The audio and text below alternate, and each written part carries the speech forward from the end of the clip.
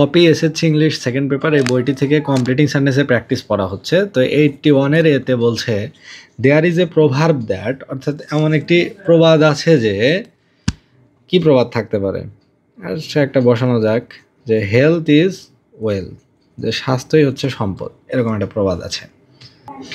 বিতে বলছে unless you have good health, তোমার যদি ভালো স্বাস্থ্য না থাকে তাহলে কি হবে, ইউ কান্ট এনজয় লাইফ, তাহলে তুমি জীবন উপভোগ করতে পারবে না। সি নাম্বারে বলছে a healthy poor man is happier than A,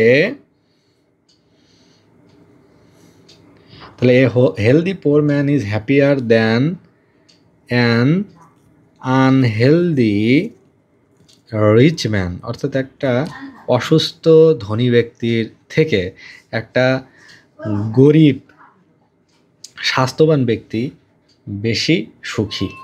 D নাম্বারে বলছে you may have a lot of wealth, তোমার অনেক টাকা পয়সা অর্থ সম্পত্তি থাকতে পারে, but you may not be happy, তুমি হ্যাপি নাও হতে পারো।